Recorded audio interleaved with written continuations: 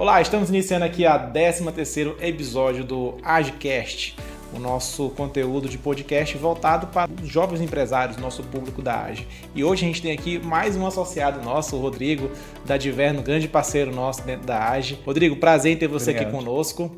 A gente vai aqui ouvir um pouco da sua história, da história da Diverno, que é um dos seus filhos, né?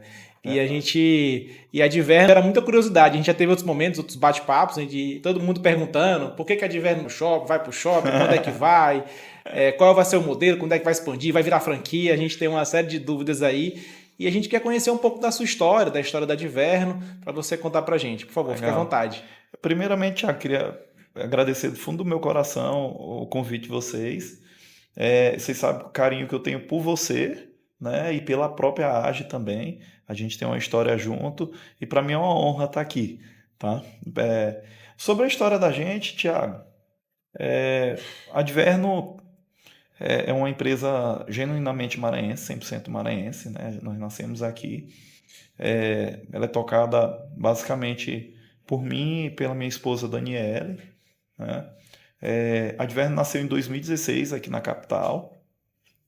Mas o projeto da Diverno, ele não foi montado e desenvolvido em 2016, ele data ali de 2008, né? Por que 2008? 2008 eu estava basicamente começando minha carreira profissional, já tinha alguns anos, né? Mas ela estava começando a tomar corpo, mas eu tinha um sonho, né, de empreender, era muito jovem, tinha um sonho de empreender, não sabia o que empreender e estava basicamente ali iniciando o meu namoro com a minha esposa, Dani, né? A gente começou a namorar em 2006, tudo. Então a gente era de família de comerciante, né? Então tem um comércio no sangue dela. E a gente começou a pensar no que a gente poderia fazer, o que a gente poderia investir para iniciar a nossa vida empresarial. Você já namorando, já pensava em manter um negócio vocês dois? A gente sempre teve um pensamento de os dois muito conectado, de crescer, né, de fazer alguma coisa que fosse nosso. Aí eu fui passar uma temporada de um ano fora, passei um ano na Irlanda, e aí retornei em 2010. Quando eu retornei em 2010, eu comecei minha carreira como executivo no Grupo Mateus, né? Então, lá no departamento de compras. Ela já estava desde muito nova, ela começou como trainee no Grupo Mateus, né? Bem novinha. E aí ela também estava lá. Eu comecei, e aí o primeiro ano ali muito focado em aprender, em me desenvolver e crescer dentro da empresa. Mas em 2011 a gente acabou tirando aquele projeto do papel e montamos nosso primeiro quiosque de sorvete expresso, né?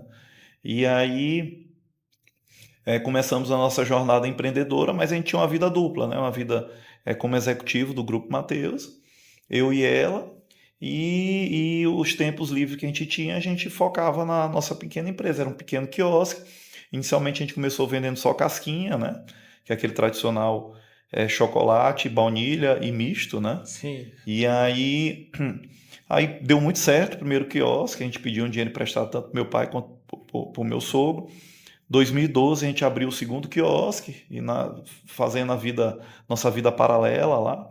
E eu sempre muito focado, eu gostava muito do que fazia no Mateus. Até hoje eu tenho uma lembrança e tenho uma gratidão muito grande pelo grupo, Mateus como executivo, né? E por que sorvete, né? Lá atrás? Por que decidiu? Uma oportunidade que eu tenho aqui na casquinha. Tiago, eu conto essa história para todo mundo. Na verdade, não tem, não tem assim um porquê, né? Mas tem uma história interessante na minha época de faculdade, e eu confesso que eu não era dos melhores estudantes, né? Mas um dia eu deixei meu caderno, cheguei da faculdade, deixei meu caderno na mesa, ainda morava na época com papai e mamãe, era muito jovem. E aí deixei meu caderno em cima da mesa e papai, por curiosidade, foi abrir meu caderno para ver o que eu estava estudando, desenvolvendo. Meu caderno praticamente não tinha nada escrito, mas tinha uma receita do milkshake do Bob's anotada. Não sei por que eu anotei essa receita. Tudo. Eu digo, ó pai, já tava se eu tivesse insistido, eu não tinha tido sucesso, né?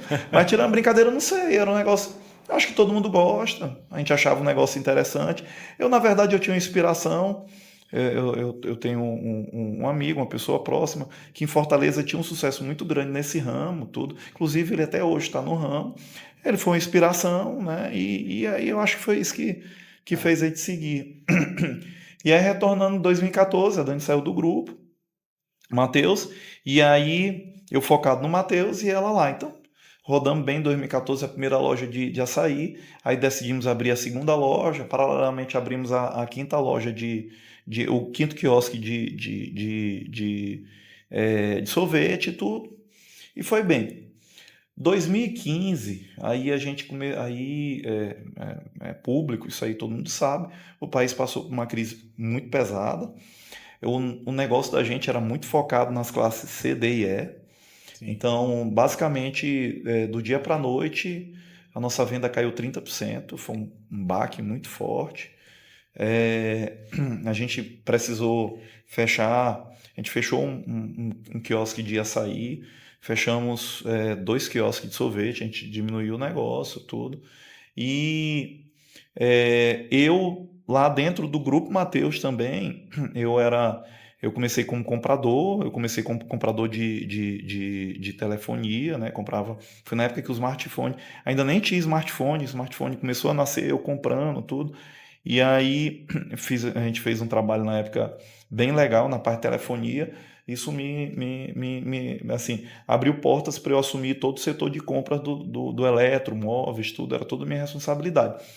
E por coincidência, o segmento que foi mais atingido naquela crise também foi o setor que eu administrava lá no Matheus, né? Que era de imóveis e eletro. Então, foi 2015 foi um ano que eu considero talvez tenha sido o ano mais difícil da minha vida pessoal e profissional junto com a Dani, porque o negócio que a gente tinha, que era o negócio próprio, passando por um momento muito crítico, e a área da onde eu administrava também passando por um momento bem complicado. Tacou nas duas frentes ali. Tacou nas duas frentes, exatamente. Na empresa como na tanto na empresa, na minha atividade executiva. Eu acho que é a primeira vez que eu falo no podcast sobre também, não só da dificuldade dentro da nossa empresa, mas nessa executiva, tudo.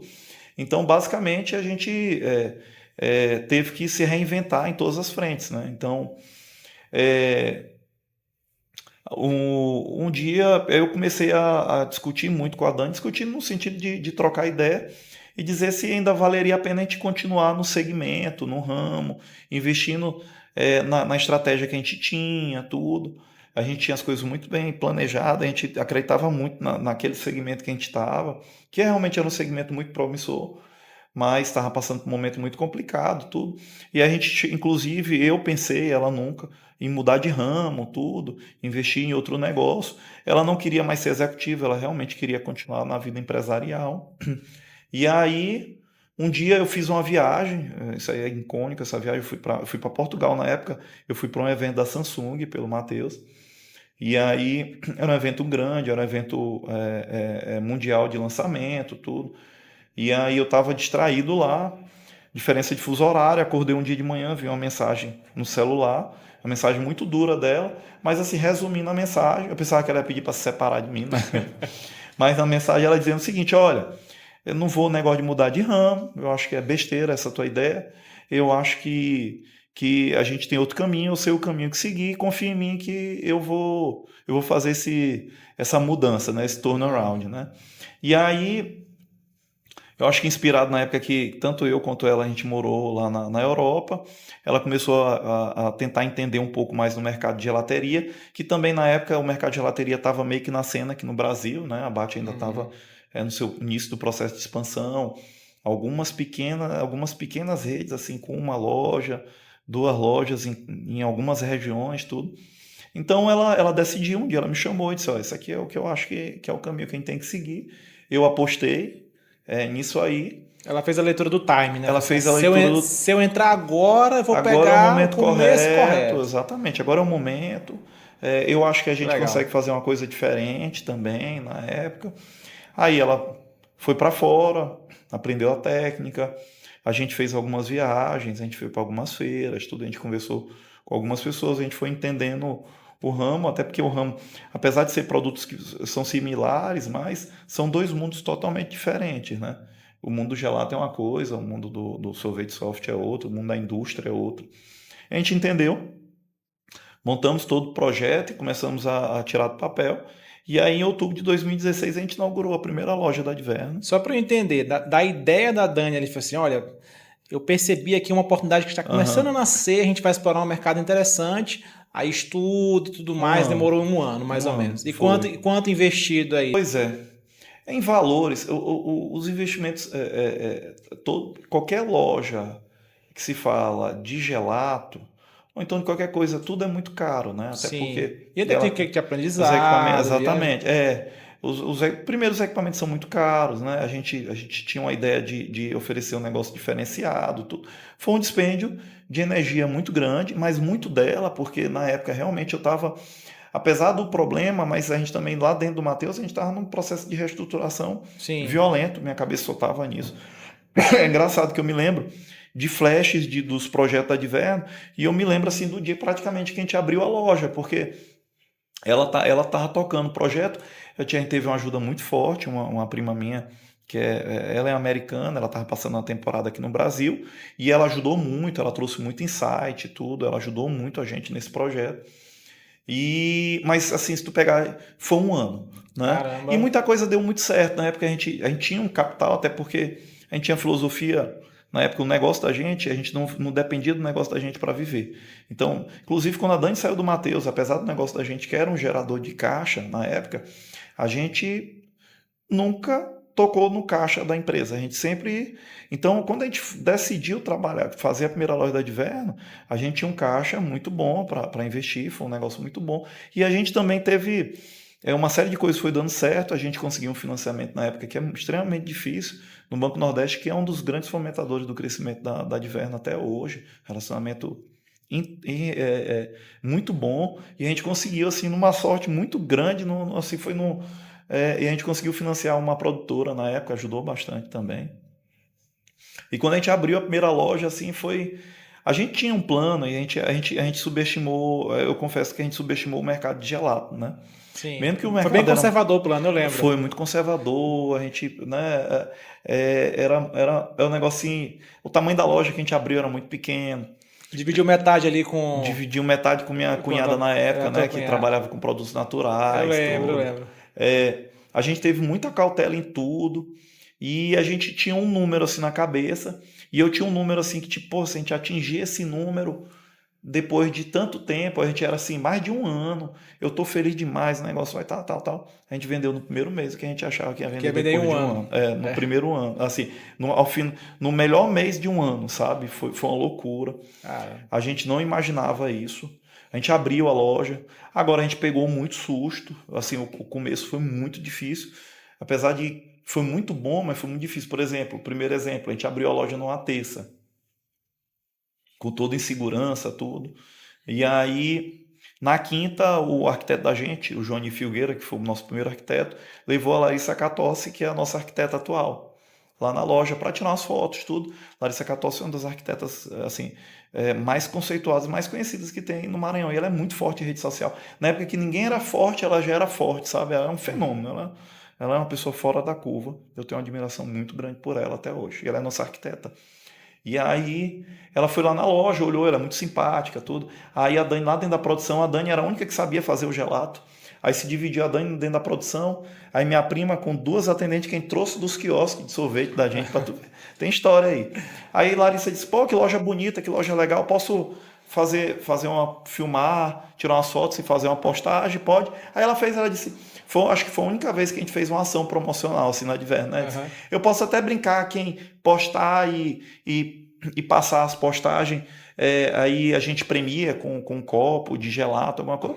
A Dani... na cabeça doida lá, eu no Mateus trabalhando. Ela disse, não, pode fazer. Aí ela fez as postagens e postou. Na quinta-feira. Na sexta-feira deu muita gente. No sábado deu gente pra cacete. No domingo... Aí na cabeça do domingo, do negócio da gente, domingo era um dia parado. A gente nunca imaginava que domingo. Então a gente tinha minha prima, aí tinha 1, 2, 3 meninas que a gente trouxe dos quiosques, que não tinha preparo nenhum para atender. Negócio assim, mais amador possível, mais caseiro possível. Aí disse, não, é domingo hoje, não vai dar ninguém. Não vai dar ninguém, domingo, tranquilo. Tranquilo, quem que vai vir tomar, né, gelato no domingo? Liberamos 2 meninas para folga, ficou só minha prima, a outra atendente e minha esposa. Quando abriu a loja, era muita gente. Era gente demais. Aí eu tive que sair rodando na casa das minas, pegando as minas para vir voltar para Volta para trabalhar. trabalhar que a demanda... Volta que não tem como. E foi um caos o dia. A gente não estava preparado para isso.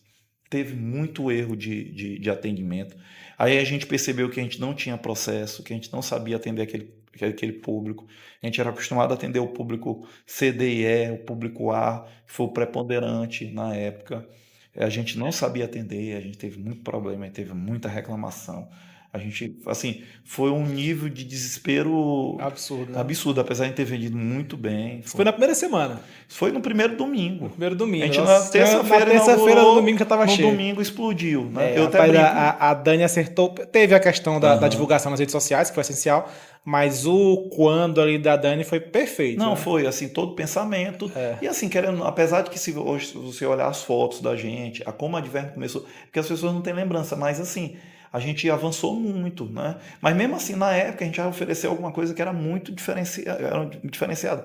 Só que nesse domingo a gente percebeu o seguinte: não basta a gente só ter produto, a gente vai ter que ter serviço, a gente vai ter que ter atendimento, Sim. a gente vai ter que pensar num negócio maior do que a gente imaginava e a gente vai ter que se adaptar muito fortemente, mais ainda do que a gente estava pensando para a gente poder atender aquele público, né? Aí, na segunda-feira, uma ressaca moral absurda, né?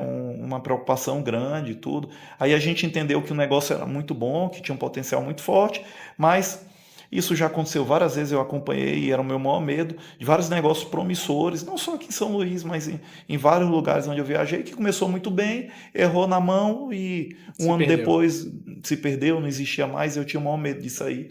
Aí eu fiz uma ligação na época para a Railma, que é uma grande amiga nossa, inclusive a gente, não só amiga, mas é uma pessoa que me ajuda muito na Adverno até hoje.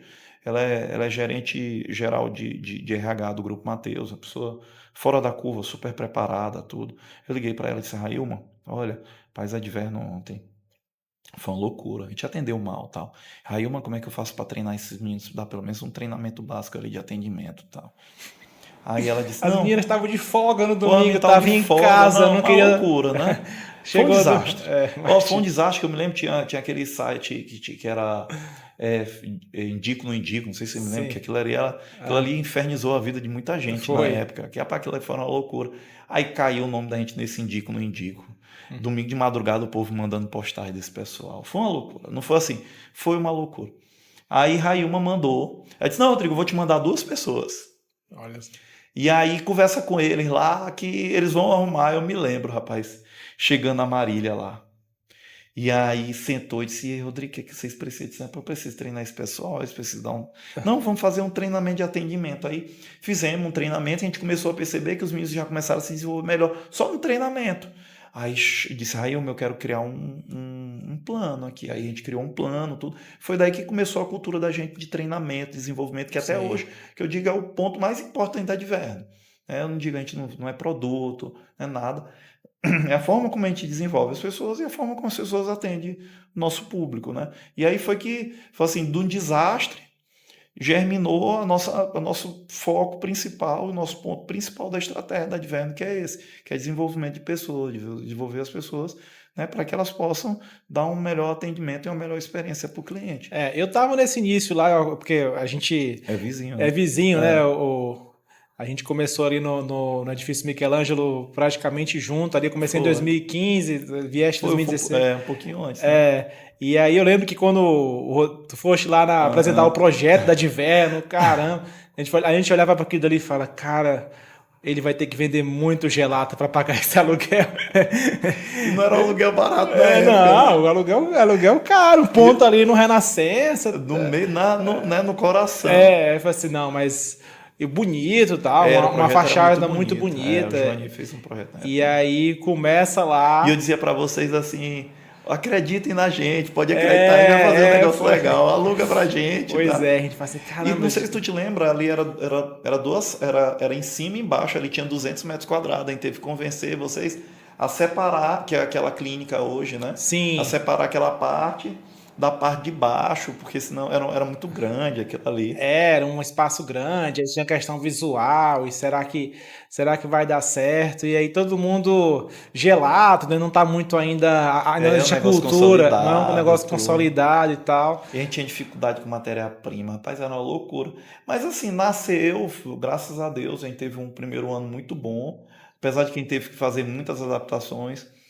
A gente pensa, essa minha prima, Patrícia, ela muitos anos, desde a época do início da faculdade nos Estados Unidos e tal, e criou aquela cultura de atendimento americano, e ela apresentou na época, eu acho que a gente tinha um atendimento muito reto, muito direto e É o muito estilo prático, americano, né? O estilo estilo americano é americano, né? padrão e tal. Do faça você mesmo, muito padronizado e tal. E a gente foi desenvolvendo isso. E aí a gente começou a ter muito problema com o cliente. Aí na época a gente acreditava, a gente tem a sobremesa que até hoje tem, que são os cafés, além de sobremesa, além de café. Hoje a gente serve na mesa, a gente dá até uma plaquinha Sim. e a gente vai lá e serve na mesa. Já recebi muito essa plaquinha já. Pronto, isso é todo dia, né, basicamente. E aí a gente chegava, a gente fazia, em vez de. A gente adotou o modelo da Starbucks, que era a gente botava no balcão e chamava, Tiago, tipo, tá pronto, vem pegar. Aí a pessoa, aí eu comecei a receber reclamação, tipo, como assim? Pô, eu tô pagando, por que não me serve e tal? Que é uma cultura nossa, né? A cultura do Sim. brasileiro que gosta de ser servido. Gosto de ser mimado brasileiro. Mimado, né? Servido, tudo. E aí a gente teve um choque muito forte. E para eu convencer Patrícia que a gente tinha que mudar, foi muito difícil na época. Foi muito difícil. É, a Dani, na época, sozinha na produção. A Dani passou 6 meses, basicamente, na produção. Minha esposa é uma pessoa, era Não, fora da curva. já tô aqui admirando ela desde já. Era Eu fora da curva. imaginava que ela era conservadora e você era o cara que gostava de expansão, mas na verdade eu acho que é o contrário, né? Na verdade, a gente é uma mescla. Né? Sim, Ali é um puxando, empurrando. Eu tenho momentos mais agressivos, ela tem sim. momentos mais agressivos. Agora ela é uma pessoa muito de processo, eu sou uma pessoa mais de lidar com as pessoas, mais exposta, tudo. E a gente sempre trabalhou muito bem isso aí. Mas ela é uma pessoa, ela tem o sangue ela tem uma propensão e uma capacidade muito maior a correr riscos do que eu tenho, né? Até porque pela minha forma de criação, como eu fui criado, tudo, eu sou uma pessoa que prepondera um pouco mais os riscos. Ela não, ela calcula muito bem, mas é uma pessoa que aguenta, ela tem uma capacidade maior de aguentar uma pressão muito maior, a Sim. riscos muito grandes, entendeu? Um pezinho a mais no risco, Ela né? tem um pezinho um pouco mais, ela sabe lidar, né? Ela sabe lidar melhor com o risco do que eu. Interessante. Mas a gente vai se complementando, né? Perfeito, E perfeito. E essa mudança de atendimento, como é que foi feita? Aí como é que. foi muito treinamento. Aí a gente criou, aí a gente no começo eu me lembro, a gente conseguiu, tinha uma equipe muito fixa, aí foi chegando pessoas e a gente foi treinando essas pessoas, a gente foi criando um processo, né? E a gente foi desenvolvendo. Mas no começo ali, os primeiros meses a gente tinha um dia, era terça-feira, era dia de terça-feira à noite. Aí o pessoal do treinamento ia para lá, a gente tirava toda a equipe, aí ficava eu e Patrícia, né? Eu ficava no caixa, e Patrícia atendendo no balcão, e os meninos tudo subiam toda terça-feira. Aí fazia 1 hora a 2 horas de treinamento, de atendimento. Aí depois voltava pro. E aí a gente foi criando. Aí daí, com o tempo, a gente foi azeitando, foi ajustando os processos, né? E hoje a gente tem um processo muito bem construído e muito bem, bem desenvolvido para as pessoas que entram na empresa, né? Que entram e como a gente treina, como a gente desenvolve elas, tudo até chegar Co- a dar experiência para o Que hora cliente. que tu decidiste? Ah, agora eu não vou mais fazer parte aqui da parte executiva do Matheus e vou Pois focar é, 100%. muito boa essa pergunta. Aí foi o seguinte, e aí, fora de Verno, a gente ainda tinha um açaí, tinha uma loja de açaí, e tinha se conservado, era o 3 ou era o 4 quiosques de sorvete. E aí, então, a Dani operacional na época, né? Patrícia, que dava um suporte pra gente também operacional dentro da Adverno, não dava para sair dentro. E tinha os quiosques.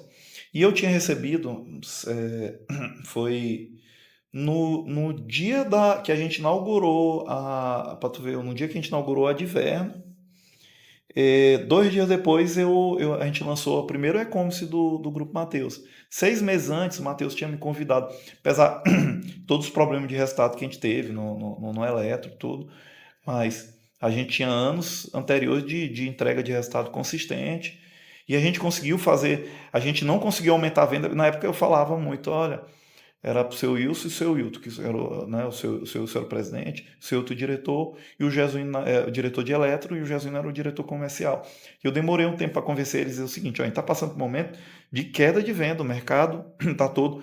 Migrando para o Eu e-commerce. trazia não era nem e-commerce, era tipo, que a gente estava vendendo pré-crise, não dava, a gente vai ter que ajustar a operação. Ah, A sim. gente vai ter que ajustar a operação para o tamanho. Então a gente fez um trabalho muito pesado de enxugar a operação na época do eletro, né? E fechamos loja, diminuímos o contingente de gente, melhoramos a parte tecnológica interna, tal, melhoramos os processos, tudo.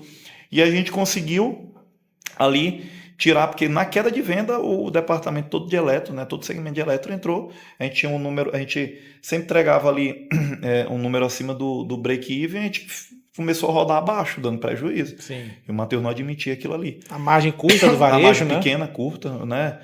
Na época a gente tinha um juro, a gente tinha uma despesa de juro muito pesada, que Em quebrou 2015 acho que era 14%. mais ou menos. 14%, e a gente vendia a prazo, né? A gente comprava com 30, 45 dias, e algumas negociações a gente fazia até à vista, e eu vendia em 10 vezes na época, né? Então, a gente tinha uma conta financeira muito pesada, Sim. mas a gente conseguiu reverter aquilo ali e voltamos a botar acima do break-even, e aí foi reconhecido o trabalho, o Matheus me chamou e disse, Rodrigo, a gente precisa lançar o e-commerce agora, eu queria que você tocasse o projeto. Então, 6 meses antes de lançar a Adverno, eu comecei a tocar o projeto de e-commerce do Grupo Matheus. Então, ele me deu um prazo e queria que a gente lançasse a primeira loja em 6 meses. Então, fora todo o desenvolvimento que estava rodando, mas na mão da Dani, eu estava desenvolvendo o e-commerce do Grupo Matheus.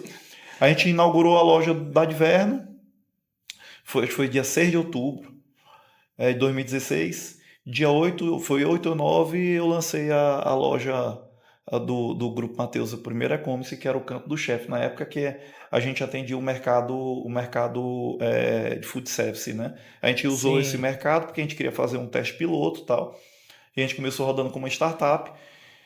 Quando rodou essa loja e tava uma loucura lá, aí a Adverno começou a ficar uma loucura, um dia a Dani me chamou e disse assim, olha, é o seguinte, tu precisa escolher entre tua vida executiva ou então a nossa empresa. Se você escolher o caminho da empresa, a gente vai correr para crescer. Se você escolher a vida executiva do Grupo Matheus, a gente para por aqui. Né? Mas eu, da forma como está, eu não vou conseguir tocar o negócio. E aí, para mim, foi uma decisão muito difícil, porque querendo ou não, eu estava crescendo no Grupo Matheus. Eu gostava do que fazia, eu gosto da empresa, eu tenho assim uma admiração e um amor muito grande pelo Grupo Matheus. E aí, mas eu tomei a decisão de tocar o negócio da gente. Sentei na época com o Júnior Matheus, que eu respondi direto para ele no projeto. Disse assim, Júnior, cara, de verdade tá bombando, tá, pô, Rodrigo, eu tô vendo a coisa, como é que tá rodando. Eu acho que eu vou ter que sair da empresa e tal. Aí ele disse, foi o seguinte, bota a loja para rodar, bota para vender, forma a turma, forma uma pessoa nova para rodar e daí tu sai. Mas agora não tem como, tal. E aí foi um processo bem transparente, foi um né? processo bem transparente. Legal. Aí botei, atraí. Aí na época veio o Aldo trabalhar comigo, que eu aprendi pra caramba. O Aldo é diretor hoje comercial nacional do Grupo Matheus. E aí chamei Aldo, rapaz, tô com o projeto aqui do e-commerce e tal. Eu acho que tu é o cara correto para tocar esse negócio aqui. Vamos junto comigo, babá. E me ajudou muito. Então a coisa rodou. Chegou um dia, quando eu tinha entregue tudo que o Júnior tinha me pedido. Esse Júnior, agora tá na hora. A Adverno tá me chamando. Saí do Grupo Matheus. E foi engraçado, porque assim, querendo ou não, eu e a Dani a gente já tinha, apesar de a gente não pegar naquilo ali, mas a gente tinha uma renda boa já, né? Porque já, principalmente o negócio de tinha uma segurança ali, né? A gente tinha uma segurança, né? Na verdade, não existe segurança em nada. Mas assim, a gente tinha uma renda, e era uma renda até melhor do que eu ganhava no Grupo Matheus, né? Mas é engraçado aquela mentalidade, né? De tu tá ali. No dia que saiu, pô, fechei, acabou, tá, saí. Aí no dia à noite eu me lembro que eu sentei assim com a Dani ali no fundo da loja e eu disse, será que a gente vai conseguir? Como é que vai ser? E agora que eu saí, como é que vai ser? Agora, né? Agora não tem aquele negócio pingando todo mês certinho, né? Mas graças a Deus deu tudo muito certo. Aí eu fui pro focar e aí abriu a oportunidade de a gente organizar melhor a empresa, né, e começar o processo de expansão. Aí em 2017 saiu a segunda loja do Coajá e a gente foi para frente, né? Mas basicamente foi essa a nossa história. E aí, mas nunca foi fácil, né? É. Mas estamos até hoje trabalhando. E crescendo, né? E crescendo, E graças a crescendo. Deus. É. E aí foi 2016 a loja do Renascença, 17 veio do Coajá. Coajap, logo final de 2017, foi janeiro de 2018, a gente inaugurou a loja da Vila Food, o quiosque da Vila Food. E aí, 2019, fevereiro de 2019, eu inaugurei a loja da Península, né? E aí, depois da Península, aí veio o São Luís Shopping, pós-pandemia, porque aí a gente foi maturando a Península. Só voltando um pouquinho, no Coajap mudou um pouquinho a produção, né? Porque lá tinha um espaço maior. Na verdade, foi o seguinte, a gente percebeu a primeira loja, e a gente, assim, até hoje, tá? Eu sou uma pessoa muito operacional, eu vivo nas lojas, tá? Eu tô o tempo todo rodando essas lojas, mexendo, tá? E aí eu gosto sempre de muito conversar com os clientes e ouvir muitos clientes. E aí a gente percebeu, né, conversando com os clientes, que viu muitas pessoas daquele lado do Coajap, Coama, Turu. Fez a leitura ali, né? A gente Na fez loja a leitura mesmo. da loja, né? A gente entendeu que era um ponto. Então eu comecei a rodar e procurar um ponto ali. A região do Coajap, a gente acabou decidindo que aquela avenida ali era uma região. A gente, na época, encontramos um prédio lá, e até foi o Paulo da Paulo Macatrão que nos ajudou a encontrar aquele prédio. A gente fez uma proposta de aluguel, o prédio estava muito tempo desalugado, e a gente reconfigurou todo o prédio, né? Basicamente, eu aproveitei o fundo da casa, mas só a carcaça, a gente derrubou tudo, e eu construí uma laje lá na frente. A gente fez aquela loja, que é uma loja que na época eu quase quebro com aquela loja, né? Foi loucura, porque eu comecei o projeto, achava que ia gastar tanto. Eu me antecipei, sempre me antecipei, sempre planejei tudo direitinho, mas teve muito problema ali com o próprio projeto, né? Na época, eu acabei a loja sem projeto. E assim, eu gastei 20% a 25% a mais do que a gente planejava. E aí foi comendo. Eu me lembro que quando eu inaugurei aquela loja, no dia que eu inaugurei, a gente simplesmente, o caixa da empresa estava zerado, eu não tinha caixa. Caramba. Foi loucura. Mas utilizou de tudo ali que tu tinha de... Financiamento, a gente conseguiu toda a parte de equipamento foi financiada na época. A gente fez com o Banco do Brasil na época. Financiou, beleza, com a carência, mas a parte de obra, a obra daquela loja foi muito pesada. A gente era muito pequeno, tinha uma loja só, tinha uns quiosques de sorvete, não tinha essa capacidade de investimento tão alta. E foi vendido, não me lembro, na época vendi carro. Entreguei o carro na porta da construção da obra. É uma loucura, sabe? Que hoje, empreendedor, quando a gente vai para trás, né? E aí, olha, e aí a coisa começou a apertar. Mas eu também me lembro, na época, quando eu inaugurei a loja, eu só pensava assim, meu Deus, não enche no começo, pelo menos para dar tempo de eu estruturar. Mas Deus sabe o que faz. Ele mandou um monte de gente nos primeiros dias. Foi uma loucura aquilo ali. Mas eu acho que foi isso que salvou, que começou a dar o fôlego financeiro ali. De novo, sabe? Mas a gente, assim, se tivesse demorado mais um dia para inaugurar aquela loja, a gente... Já estava no vermelho total. A gente ia ter que... A coisa ia complicar. Mas deu muito certo. Mas a gente ouviu muito cliente. O cliente pedia. Tanto é que a gente desafogou na época um pouco a loja do Renascença, porque assim, já não tinha mais como atender mais cliente. Eu me lembro, na época a gente abria a porta e a fila ia lá para fora. Não tem aquela escadaria descendo ali da recepção, do povo ficar sentado ali. A gente não tinha capacidade de atender mais ninguém naquela loja. Ela já tinha, assim, dado o limite dela. Nessa época tu já tinha pegado a outra metade ali da loja? Não, ainda não. Minha cunhada foi depois só. Foi depois, isso aí. Aí tá um espaço bem pequenininho ali, Era um espaço bem pequeno, aí inauguramos, aí desafogou um pouco mais lá, mas depois o Renascença acabou voltando aquele movimento, tudo, e o Coajap ganhou o público dela. Mas a gente percebeu que tinha, né, na época tinha mercado para lá, e a gente simplesmente não dividiu, a gente pegou gente nova ali no Coajap, né? Cada loja, ela faz sua própria produção? Pois é, aí na época a gente pensou no futuro. Então o que nós fizemos? Desculpa que eu perdi a linha. A gente montou uma produção maior, com alguns equipamentos que a gente não tinha na loja do Renascença, mas na época a gente, assim, investimos pesado, mas quando a gente abriu, basicamente as duas estruturas eram desligadas. Hoje, boa parte da estrutura elas são desligadas uma da outra, elas são independentes, mas o Coajap, a gente começou que é assim, por exemplo, tudo que a gente vende de sobremesa, né, as massa de cascão, os petit gâteau, os brownie, tudo que a gente faz lá. Então, no Coajap, a gente tem uma central de produção disso aí. E uma parte do processo de produção do gelato a gente faz lá, que a gente faz toda a parte de pasteurização da calda, né? Então a gente distribui essas caldas para as lojas, e aí em cada loja a gente saboriza e finaliza o produto em cada loja, né? Então o Coajap, a gente criou essa central de produção para isso aí. Então tudo que é comum para todas as outras lojas a gente produz lá. Mas na época a gente não fazia isso, isso veio depois de 6, 7 meses, mas a estrutura ficou montada lá, né? Então, a gente ainda tinha um custo operacional naquela loja bem alto, né? Então, foi uma das coisas que me forçou a expandir, foi para diluir o custo operacional da loja do Era isso Guarujá. que eu estava pensando, que ali foi um ponto importante Foi um para ponto criar importante, outros pontos. ela virou um hub de expansão, né? E ela ainda funciona dessa forma ainda hoje, né? Ela tem esse hub de expansão, porque ela tem um custo operacional alto, é uma loja cara, né?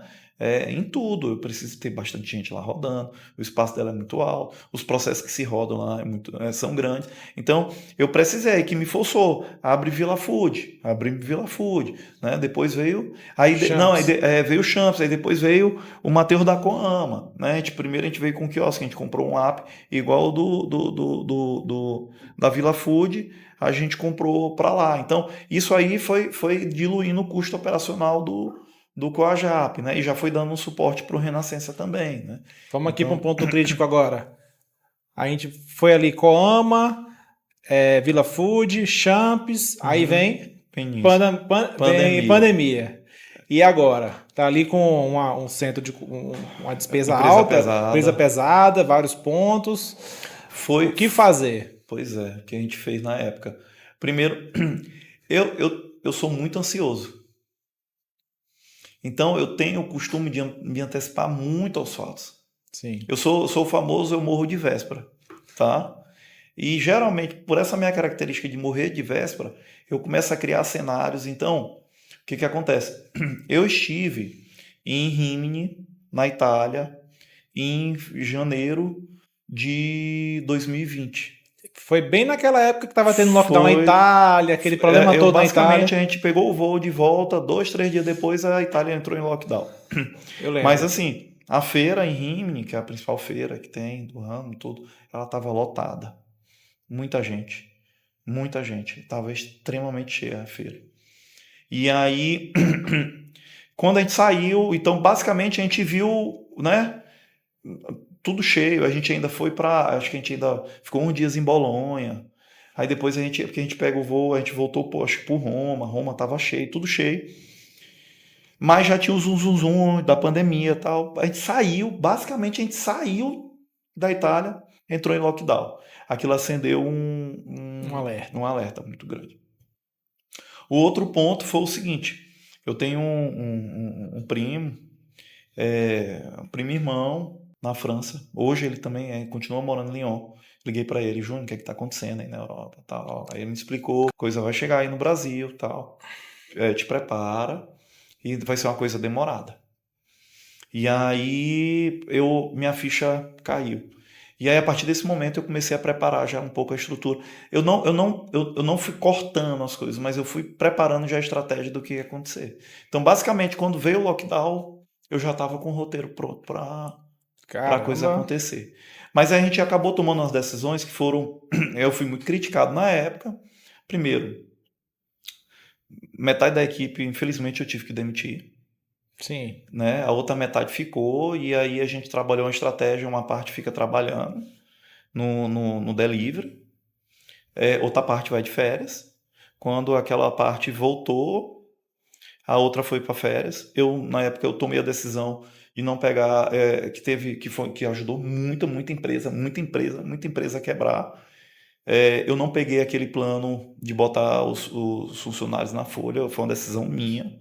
Foi extremamente arriscada, mas eu tomei a decisão Porque na época, porque eu ia ter que manter uma estabilidade, e eu não queria manter aquela estabilidade, porque eu não sabia o que iria acontecer, né? Muita gente eu não tomei, então a gente pagou toda a folha com o fluxo de caixa que foi gerado na época.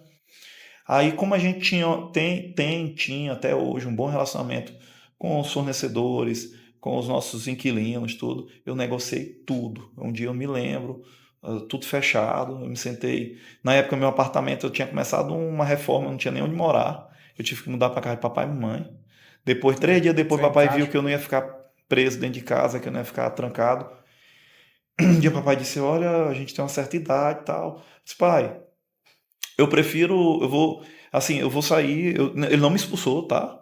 Eu decidi sair, meu sogro é cardíaco, meu sogro foi para Balsas, se isolar lá, deixou a casa dele aberta, e eu me mudei com minha esposa para casa do meu sogro, que não tinha ninguém, não tinha meu apartamento, o apartamento tava todo destruído na época. E aí eu fui para lá, eu disse para papai na época, eu falei uma frase, pai, eu prefiro morrer do que depois que isso acabar e eu estar com a empresa quebrada e eu não saber se eu nunca mais eu vou conseguir recuperar. Porque a gente tinha, né, tinha financiamento, negociamos com o banco, negociei com o fornecedor. Me lembro eu conversando com o fornecedor, a gente devia bastante dinheiro para ele. E aí eu disse, me dá 120 dias de prazo, eu te pago depois de 120 dias. Ele, Rodrigo, cara, eu te dou 90, tal, me dê 120. Ele, Rodrigo, isso vai 15 dias, vai voltar. Ele disse, não vai. E é um cara italiano, sabe? Sim. Ele não vai. Ele acreditou, ele me deu 120 reais. Até hoje, toda vez que eu me encontro com ele, eu digo que eu tenho uma dívida de gratidão por você ter acreditado em mim, como todos acreditou na gente. Negociei aluguel, tudo. Isso meu pai me ajudou muito na época, ele montou todo um plano junto comigo de negociação, pau comendo ali. A gente quebrou, na época assim, se pegar o cenário, a gente estava quebrado naquela época, a gente quebrou do dia para noite, como todo empresário. Sim, basicamente tinha mais dívida do que receita, quebrou. Tinha mais dívida do que caixa, geração de caixa, estava quebrado, né? Basicamente a gente estava quebrado. E aí, mas a gente montou um plano, e graças a Deus a gente conseguiu sair depois da pandemia. O delivery ajudou muito, mas basicamente a gente travou tudo que a gente tinha de apagar, a gente foi fazendo caixa no delivery, depois a gente começou a pagar a turma, teve muita compreensão, agradeço muito a todo mundo que deu, tenho uma dívida de gratidão muito grande, e sei todos que acreditaram na gente. E aí rodou, aí foi a pandemia. Quando voltou a pandemia, a gente foi abrindo... E tu fizeste o cálculo, só lembrando aqui, foi março, aí tivemos março, abril, maio, junho... Eu sabia que a gente ia ficar 3 meses fechado. Pois é. Eu sabia. Essa antecipação aí foi... Foi tudo. Né? E a decisão de ter feito todo esse planejamento de corte de gasto ajudou muita gente também. Né? E a sorte de a gente ter conseguido negociar com a turma e a compreensão que foi que salvou a gente. E a sorte também que o delivery sempre foi um negócio muito pequeno para a gente. Delivery, no meu faturamento, eu não deixo passar de 8% do meu faturamento. Eu atendo porque tem uns clientes, tem um segmento de cliente que gosta e que quer o delivery, mas o negócio da gente foi todo montado para atender o cliente na loja, né? Sim. E era meu maior medo na época da pandemia, era aquilo que tinha muita informação e tal. Eu me lembro na época que eu recebi um estudo de tendência e tal, um negócio que veio de fora, um negócio que me assustava. Meu Deus, pô, eu investi tudo em loja e vai parar de ter loja. E não vou poder ninguém na minha loja. Eu não vou poder botar gente dentro da minha loja e tal. Aí, mas o delivery salvou, eu tive que me adaptar, eu tive que fazer o que eu não queria fazer, que eu não gostava de fazer, né? E foi fazendo venda, fazendo venda. E a gente tinha sorte também, porque tinha muita matéria-prima que a gente tinha de estoque. E o fornecedor disse, não precisa me pagar agora, me paga lá na frente. Então deu, né? Basicamente a gente não estava pagando, entrando receita. E aí os aluguéis tudo parado, tudo negociado, foi tudo negociado. Eu não fiz nada, graças a Deus não precisei fazer nada forçado, não precisei forçar ninguém. Ele, não, então beleza, tu não vai, eu não vou te pagar. Tal. Os que disseram, Rodrigo, eu não tenho como tu não me pagar, fiz o esforço e paguei o carro. Entendeu? E aí superou esse prazo 120 dias. Aí voltou. E foi muito boa a volta, eu confesso. Ótimo. Porque apesar da dificuldade, um monte de restrição, mas a gente estava com as despesas muito baixas. E tinha uma carência do público também. Tinha uma carência, o público queria sair de casa, o público queria comprar. E isso aí ajudou muito a gente na recuperação da empresa. Né? Graças a Deus conseguimos pagar todo mundo, até um pouco antes do que eu imaginava. E E a coisa foi rodando, sabe? Mas assim, eu sempre digo, eu aprendi isso no Grupo Mateus, o seu Wilton Mateus, que era meu diretor, ele dizia, Rodrigo, a gente tem que ter bom relacionamento com o fornecedor. A gente tem que ter um bom relacionamento com o fornecedor. Porque o fornecedor, ele tem opções. E aí às vezes ele tem ele tem uma coisa para oferecer para dois. Ele vai ver que os dois têm a mesma capacidade, ele vai oferecer para o cara que ele tem um melhor relacionamento, que ele gosta, tudo. Então eu sempre tive muito essa filosofia de lidar com o fornecedor, né? Tratando eles muito bem, trabalhando mesmo com um regime parceria. E eu acho que isso foi muito reconhecido na época da pandemia. Sabe, e a recompensa certamente veio, né? Porque depois veio, desse momento começou a multiplicar mais começou a pontos. multiplicar tudo, né? Como é que foi? Aí veio São Luís Shop depois, né? Veio São Luís Shop, e eu tinha, até antes aqui no brief, tu falou que, e o Rodrigo não vai para Shop, eu tinha, porque um dos quiosques de açaí que eu fechei, e foi assim, de tudo, na época, no começo, tudo tava dando certinho. Esse quiosque que eu tinha posto no Shopping aqui em São Luís deu errado. Aí a Dani criou um ranço com o Shopping, ela não queria Shopping. Rapaz, para eu convencer pra gente botar essa loja de São Luís Shop foi complicado. A loja que tá indo super bem, é um modelo de negócio muito legal. E aí foi vindo o Shopping, agora recentemente o Macane e o Mateus do Renascença também, né? Então hoje a gente está com 7 operações e aí com o plano de... E para o futuro, o plano, agora já vai começar agora. Pois é, Thiago. Agora qual o momento, né? A gente abriu recentemente 2 novas operações.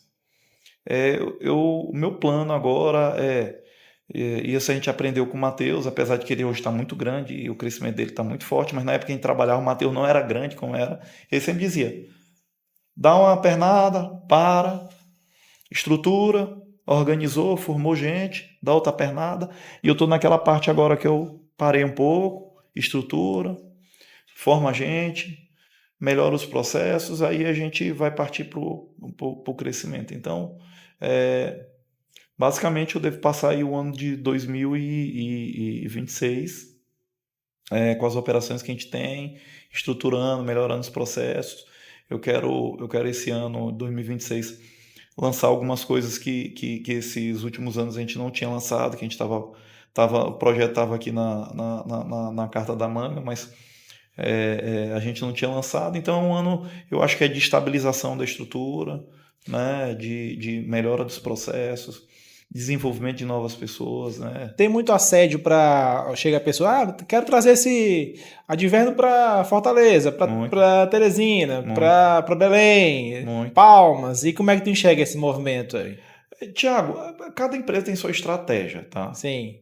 Eu me assim, não é que assim, eu acho que a estratégia que eu tinha no começo da Adverno é totalmente diferente da estratégia de hoje.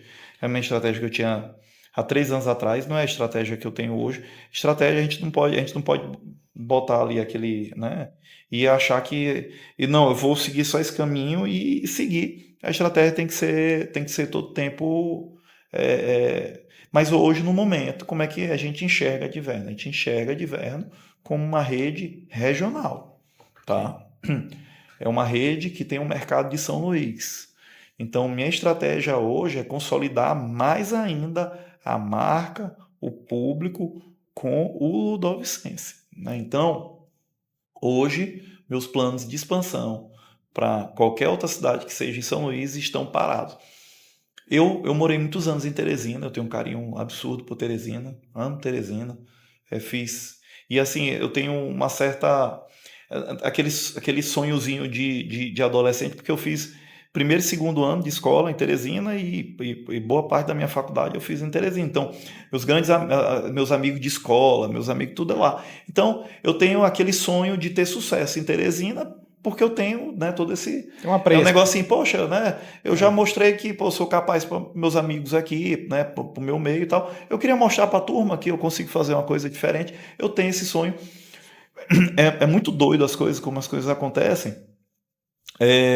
Em 2019 eu estruturei, vou para Teresina. Vamos abrir a primeira loja em Teresina. Aí, no final de 2019, comecei a viajar para Teresina, olhar ponto, conheço a cidade na palma da minha mão, sei onde é que vende, o que é que não vende, tal, qual é o local que tem que botar, sabia tudo direitinho. Tava com o ponto negociado, tal. Aí, janeiro, botaram o contrato na mão, pro ponto lá. Janeiro de 2020, antes de eu viajar para para a Itália. Aí eu olhei, fui em Teresina, negociei tudo lá com a turma, voltei com o contrato na mão. Aí disse, amor, tô com o contrato aqui. Aí vamos abrir a loja. Vamos. Eles vão fazer o seguinte, rapaz, segura só um pouquinho isso aqui. Ainda tinha uma cláusula que eu tava negociando, mas os caras cederam. Uhum. Aí eu disse, vamos fazer o seguinte, a gente viaja pra feira. Só que a gente vai voltar pra feira, a gente vai voltar na beira de fevereiro. Fevereiro é o quê? Fevereiro, março, abril. É o quê? Chuva. E a Dani tinha me pedido na época que a gente foi a loja da Península, no começo de 2019, no período de chuva. Eu nunca me esqueço. Primeiro dia, abrimos a loja, fizemos um soft open, convidamos um monte de gente e tal. A gente não cobra nada no primeiro dia, tomou gelado, solzão. No outro dia caiu uma chuva. Só eu aberto na Península. Aí eu tinha combinado com meus vizinhos para abrir no mesmo dia, o povo furou, eu abri sozinho. A Península na época era uma coisa, hoje é outra, né? Hoje Sim. eu olhava aquele estacionamento chovendo, nenhum carro. Primeiro dia a loja abriu, vendeu menos de R$200. Meu Deus, vou quebrar a cara dessa loja. Só quem comprou foi a família, né? Não foi só os amigos. Foi quem lembrou no outro dia que quis tomar, eu entrei em desespero e tal. Aí a Dani na época, não abre mais loja nesse período. Não entre em obra nesse período, tal, porque a venda cai muito, sim, né? Sim. E aí eu disse, não, mamãe, quando voltar, vai começar fevereiro, vamos segurar um pouco, ver se a gente vai conseguindo alguma coisa.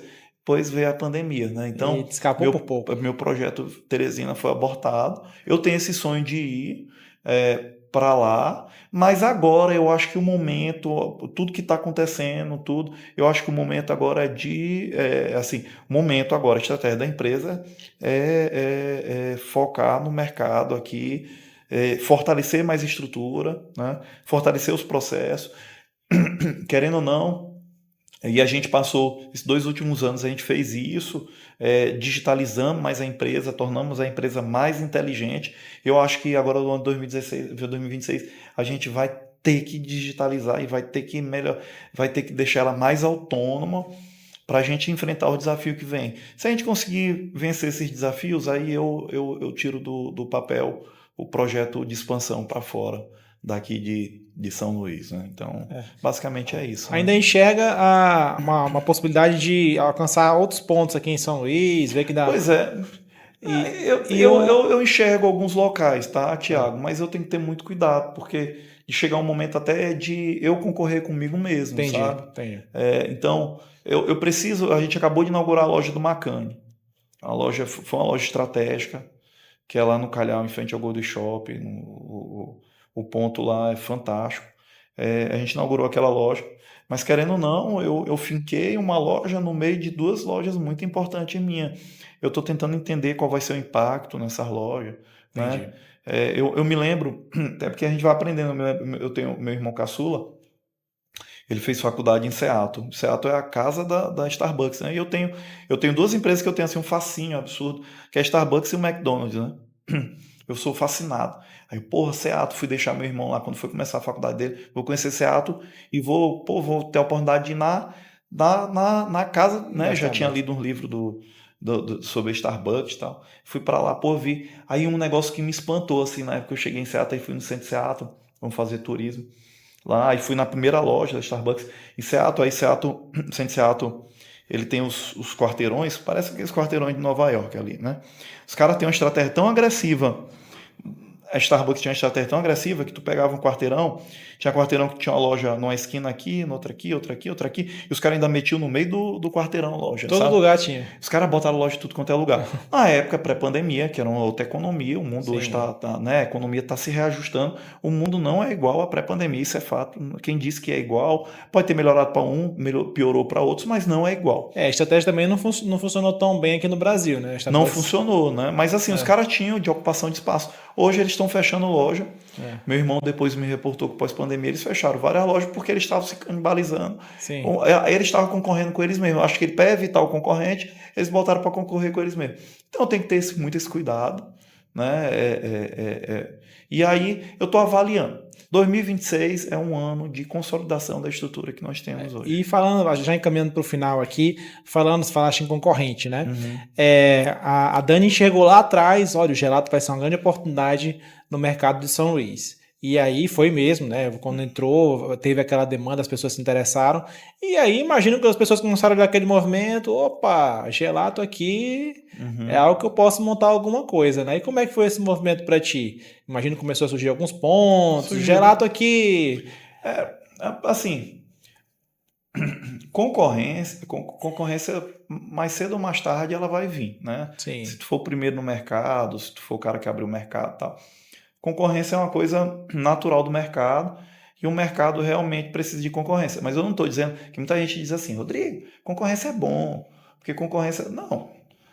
Assim, concorrência pode te fazer tu andar para frente, mas eu não sou o cara que diz assim que concorrência é bom. Eu não gosto de concorrência, Quer dizer que remédio é bom, né? Não, eu não, exatamente, dizer que remédio é bom, né? Não é, eu não gosto de concorrência, eu não gosto de concorrente, eu sou muito sincero. Foi criar, não, aquela concorrência, dependendo de como você trabalha, se você precisa de estímulos externos, concorrência ela te faz melhorar.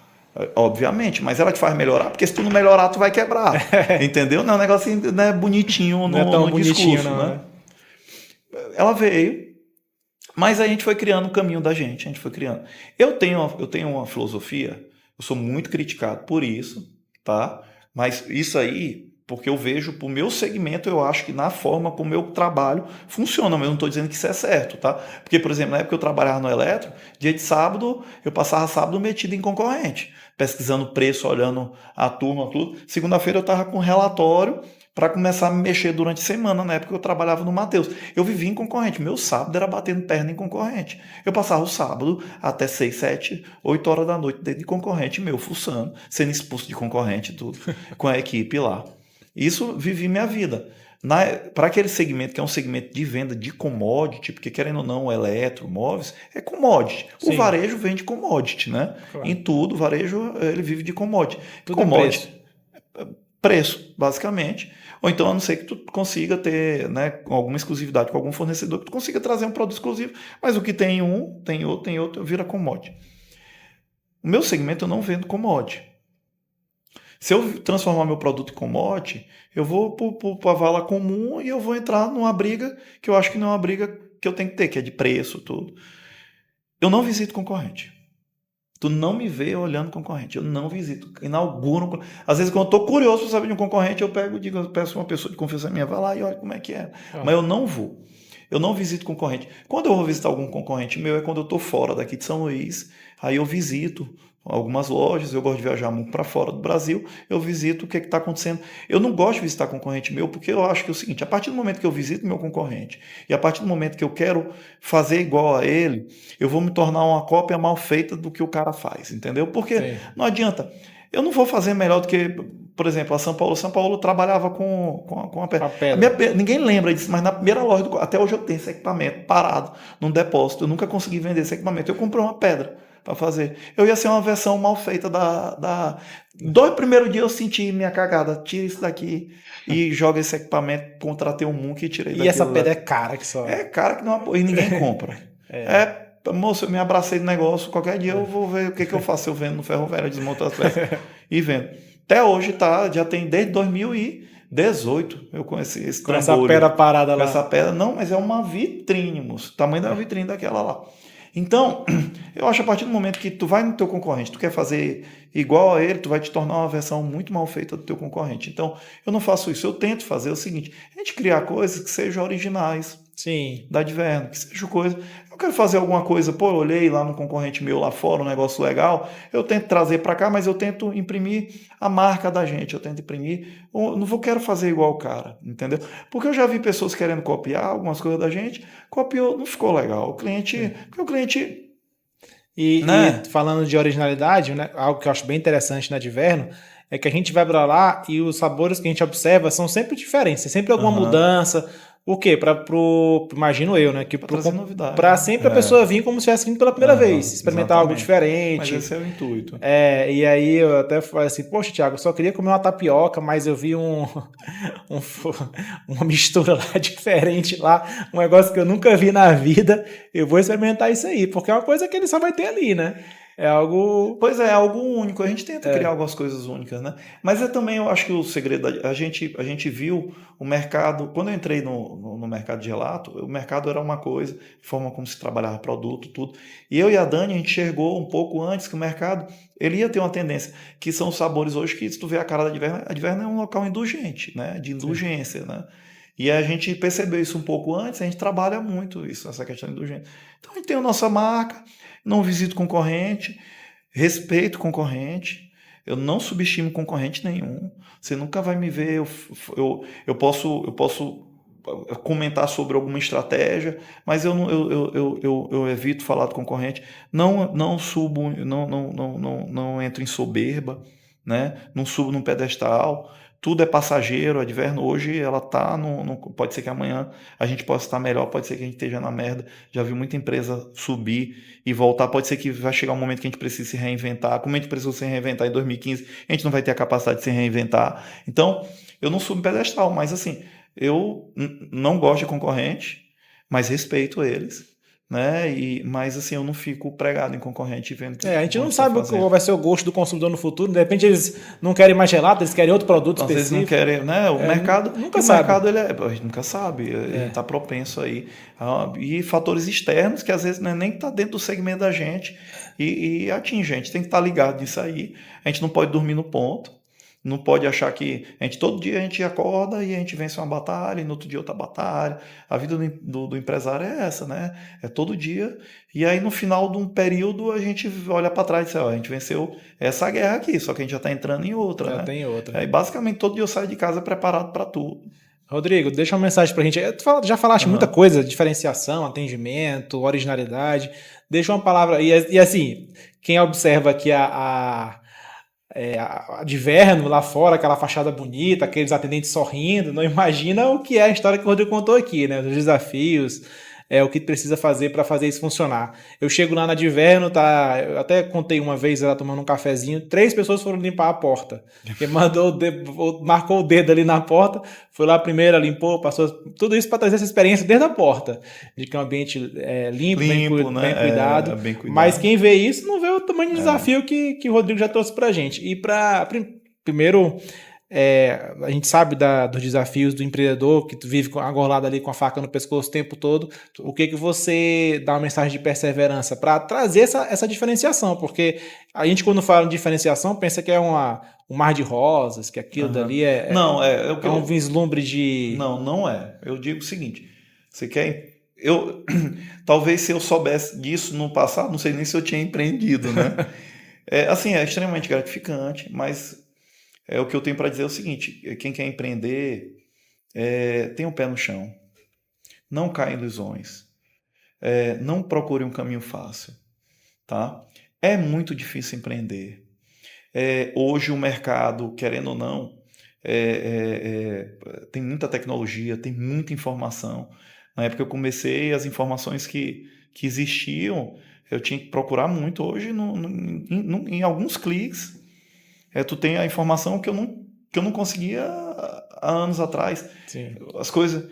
Existe muita concorrência. As pessoas que estão no mercado, hoje só fica quem realmente é profissional. O público não paga por qualquer coisa.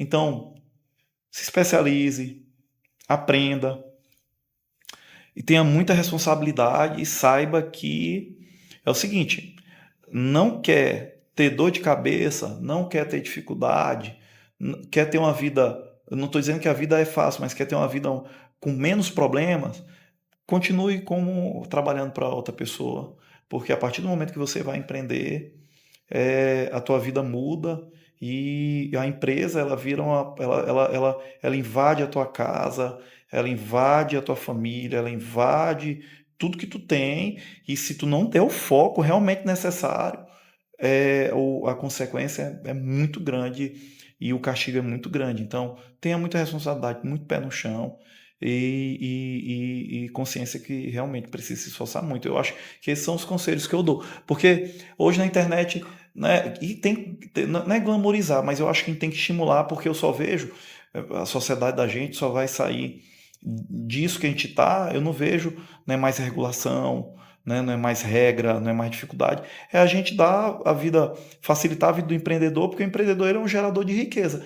E, por exemplo, a minha empresa, né, ela é uma geradora, mas eu tenho um monte de gente comigo fazendo a coisa rodar. E pessoas que tinham uma situação que quando entraram na empresa e hoje tem uma situação financeira diferente, uma vida melhor. O maior orgulho que eu tenho é quando eu vejo um funcionário meu comprando uma moto, ou então dizendo que comprou um apartamento, né? Ou funcionário nosso que comprou um carro. Eu fico morto de feliz, porque eu vejo, poxa, de alguma forma a gente contribuiu com aquilo ali. Para a sociedade. Para a sociedade e tudo, né? A gente é um gerador, a gente é um pagador de impostos, a gente é empregador, tudo. Né? E eu só vejo a sociedade só vai para frente com o empreendedorismo. Não tem como, não tem outro caminho. A gente que sustenta toda a máquina e a gente que paga a conta. Acabou, é isso. Agora, a gente faz isso a duras penas e tem muita gente que fica no meio do caminho. Essas pessoas que ficam no meio do caminho, elas sofrem consequências muito pesadas, né? Que não afeta só a pessoa, mas afeta toda a família, afeta todo o seu meio ali familiar. Então, tenham responsabilidade, é o que eu digo, tenham responsabilidade. É bom empreender, é legal, é compensador, se você tem sucesso, mas é muito difícil. Muito difícil, muito difícil. E aí tem a responsabilidade, é isso que eu tenho para dizer para as pessoas. Pronto, perfeito. Tá, obrigado, Rodrigo. Obrigado, meu amigo. Esse foi o nosso episódio do AGCast hoje com o Rodrigo, proprietário da Diverno. Trouxe aqui os diversos desafios, os pontos que trouxeram diferença no negócio dele, as dificuldades, é claro que todos os empresários têm, que você que está nos assistindo tem também, certamente alguns do que ele passou, inclusive. Obrigado Valeu, por aceitar o convite. E é claro, lembrar aqui o espaço Universidade da Gratidão, que sempre dá esse suporte para o AGCast. Nossa querida Maria, o Marcos estão sempre aqui nos apoiando. E agradecer a eles novamente por mais esse episódio e até a próxima.